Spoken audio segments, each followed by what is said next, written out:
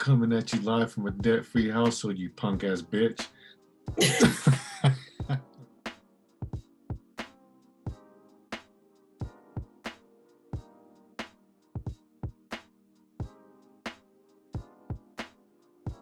Hey everyone, welcome back to the Melanated page. I'm Tiara, if you didn't know, and thanks for taking time to tune in. So, as you guys know, or if you don't know, go watch the video before this, but my husband and I found out how to finesse quarantine, and we paid off over $150,000 of debt. So now this is part one, or part two, I guess, to the series, and we're just going to be talking about how to get started from the mindset and goals perspective. So first things first, when I say like mindset and goals, well, specifically mindset, you got to really feel why you want to get debt free. Like talk through it with yourself, talk through it with your husband, wife, whoever, if you happen to be doing this with somebody else. But if you don't understand why you want to get debt free, you're probably not going to do it. And so for me, I feel like this subject is kind of weird because I didn't have like a huge why. I feel like I would watch stuff and all the debt free guru people are always saying, yes, you have to determine your why. What's your why?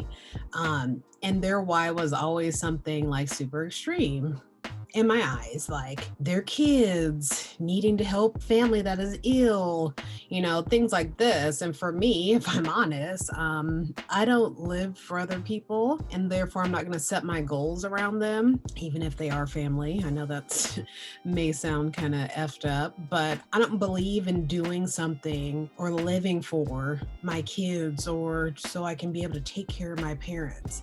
Like, I guess I just think it's weird when people say that they get out of bed every day only because of their children, or this is why I do this, because of my kids. And it's like, I guess, like, if that works for you, but to me, I think that you should be doing things for yourself from the jump. You should see yourself as valuable from the jump, because you are valuable, which means you should be living for yourself. And whatever comes of that, you actually really fulfilling what you're meant to fulfill while you're here on this earth. I think your kids will thank you 10 times over, knowing that their parents did something impactful or did the work to put themselves in a position to take care of the family if they needed to.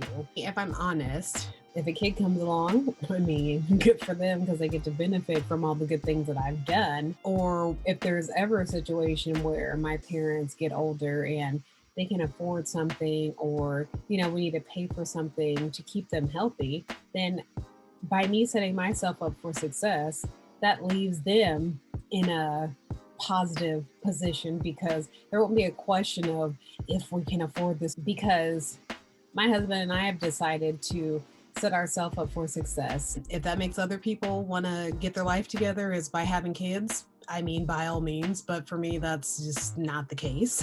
I'm getting debt free for me and for my future.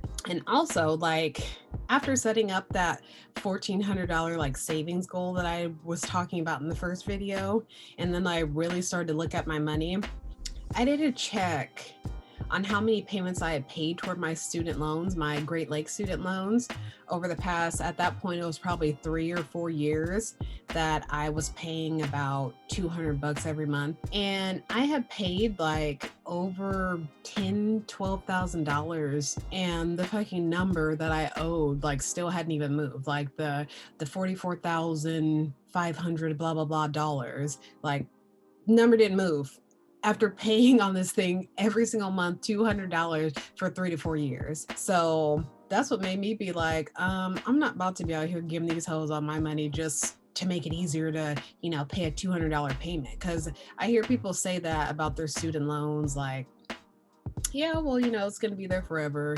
It's just $100, or, it's just $200, whatever. And I get it, everybody has student loans, but at the same time, like, why keep giving these hoes all this money? Like, I just don't understand. Like, after looking at that, and I paid over, and now, well, not now, but once we started working on my student loan last year in 2020 to like just kill it, at that point I had paid over $13,000 to Great Lakes, and the number hadn't moved. So to me, I just don't understand why someone would want to continue paying this astronomical amount of money to a company just because you can afford the payment, I'd rather keep my $200 every month. So all in all, my why, I guess, was I'm not about to be paying Great Lakes double what I actually owe them due to interest, because that's what it would have been. When I called Great Lakes a couple years ago, before I even did the exercise of seeing how much I had actually paid over X amount of time, I just didn't understand why the number was never moving. I'm like, I always pay this thing every single month. And I feel like maybe 6 to 9 months afterwards, not understanding how interest and stuff works, that I would see the number moving. And so I decided to call them, and they let me know that like every day, $6 and some change was accruing per day in interest. So when you add that up, so if I did $6 even times 30, you get $180. So $180 of the $200 that I was paying every single month for 3 to 4 years was going only to interest. So that tells you that basically $20 was going toward almost $45,000 worth of a debt, chipping away $20 at a time. So how long would that have taken me to pay off this student loan if I'm paying $20 at a time, basically? It was just crazy. So it's like, no wonder why this shit is not moving. But I just didn't get that at the time. So when they said that, my why became Great Lakes is out here trying to gator motherfuckers, and I don't have time. In an effort to raise money and stay in school, came up with a nifty plan where she thought she'd date guys and charge them money. She said she needed my help to make sure that the dates went okay, and that she said she'd give me a percentage.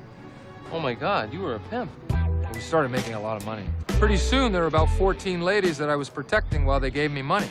We decided I shouldn't use my real name. So we came up with the name Gator. You don't get it. There is a darkness inside of me. It wants to get out, wants to walk around. It wants some walking around money, and it wants to buy some shoes. It wants to walk up with the people and say, hey, Gator don't play no shit. You feel me? Gator never been about that. Never been about playing no shit. Gator's bitches better be using jimmies. Not being no hoe for Great Lakes student loans. So moving on, after you can understand your why, now you have to make a shift in your mindset. And I feel like this is probably the hardest part. And I think that this might take some time for most people. Maybe to give you an idea of how to shift your mindset will be to recommend some books. So the first book is called Mindset by Carol Dweck. I also read You're a Badass by Jen Sincero. I also listened to Dave Ramsey's book, The Total Money Makeover, as I mentioned before. And then I also really like this book called The Power of Habit by Charles Duhigg. Here are some screenshots of the books, just so you have an idea of what you're looking for. But I feel like these books were the main ones, and I would say Mindset by Carol Dweck was the main one that just pointed out several things that maybe most people don't pay attention to how they go about their daily lives. I think a lot of people are just on autopilot. And the reason I say mindset has to change overall is because we're all creatures of habit, cliche phrase, but we are seriously like a result of what society brainwashes us with on a daily basis. And this means you have to be intentional about the things you consume, understand what you believe in and why. I think the why is the most important part. And just start peeling back the onion. And I would say for myself, this was like a quick and easy thing, because if anyone knows me, they know that I'm always asking questions. I'm very skeptical of almost everything. And I don't follow societal trends or keep up on like current issues or news on purpose, because I just feel like everyone's being force-fed bullshit. But that's just me. But for real though, like you need to understand that your current mindset is what's causing you to be broke. Like you need to understand your current mindset, where the gap is between what you're doing now and where you actually want to be. It sounds easy, but like I said before, I think this might be the toughest part for most. People just live their lives on autopilot. I don't think a lot of thought is going into majority of things that people do every day. You're taught certain things when you're young, and then you just live your life. And as you guys know, my husband wanted to continue to be out here spending money frolicking, doing all the things for a while. He didn't want to get on board. It took quite some time for him to get on board because his mindset wasn't right. And if I'm honest, I don't think it's right now. But we got our debt-free payoff complete because I didn't back down. Like, I was pushing for this. Like, I was the constant reminder. I was the monthly reminder every time we got paid, because we get paid monthly. It was, hey, Annie, this is how much needs to go to this. And then it was just a matter of him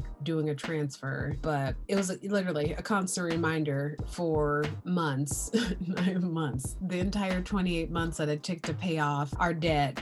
And sometimes it was more often than that, because they'll be like, hey, ask you to transfer. Where's it at? You know what I mean? So that's why I say I don't think he is completely on board right now. Like, we got it done, but that was because I didn't back down.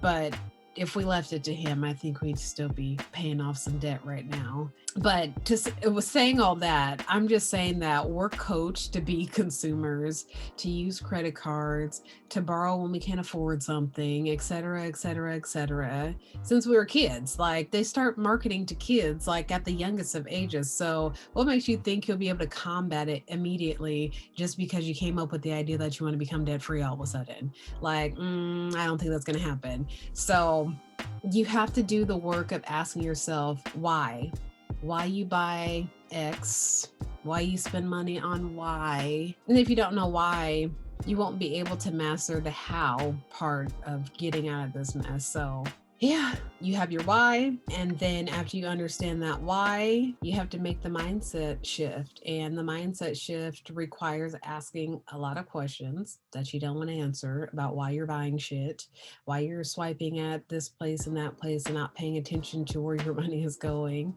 Are you buying things to appear a certain way? Are you buying things because, or not even buying things, but you're using a credit card because you actually don't have the means to support the life that you're living? Like, are you buying coffee too much because you're addicted to coffee? Like, whatever. If you're addicted to coffee, I don't have nothing against. I'm just saying, like, I know people at work who were literally buying 3 Starbucks coffees a day, and you're spending at minimum on most drinks at Starbucks like $5-6, and you're doing that 3 times a day. That's $15 to $18 a day that you're spending on just a drink. So it's just like, you got to understand what you're buying and why you're buying it. And if it's just things that you've grown bad habits about, maybe you need to look into those.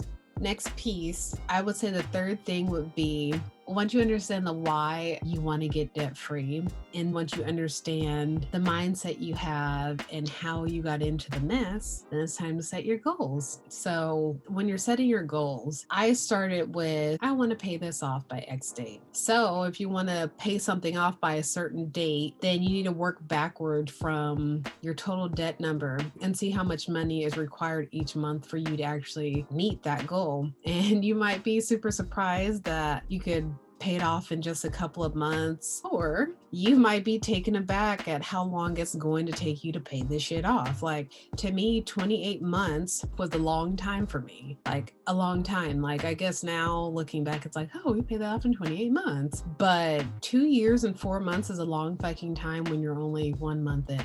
I have notes in my journal saying, I want to have things paid off in 18 months. And I was picking that number because I was listening to a bunch of Dave Ramsey videos, and depending on what the person told them, he tells them, like, basically, oh yeah, you can get this paid off in 18 to 24 months. And I'm like, well, I'm not the bitty bitch that pays it off in 18 months, because of course I want to be done with this as fast as possible, but we just didn't have enough money to do that. We didn't have enough money each month to pay things down as quick as I wanted to. And we also weren't willing to do certain stuff, to get the extra money in order to be able to pay it down in 18 months, like getting an extra job on the weekend, or, delivering pizzas or doing Uber or something in addition to our day job. So I had to stop lying to myself, really, about 18 months being the goal, and get serious about what our timeline looked like given our income and what we were and were not willing to do. And I wasn't willing to get a second job. Like, my current job takes up enough of my time. And once I want to turn off from work, I just want to turn off. So yeah, after you understand the why you want to get debt free and you've really dug deep into your mindset and how you think about money or not, and you just spend as you get it or it flies out of your pocket as quickly as it goes in. Once you're able to kind of dismantle that, parse that out, and you can set realistic goals, then I think you are on your way to getting this debt-free journey started. I hope this was helpful. If you guys have any questions, please put them in the comment box. I'm willing to answer anything. I want to make sure that I'm not missing anything. I want this information to be as helpful as possible to anyone, because I didn't have anyone to bounce debt-free stuff off of, really. And outside of the 2 people I know that are debt-free, I didn't know were debt-free for a long time. I don't think the topic of them actually being debt-free didn't come up until I was well into this, like over a year. And so by then I had already had, my thing going. But I think that if I knew in the beginning that these people were debt-free, I would have had questions to ask them.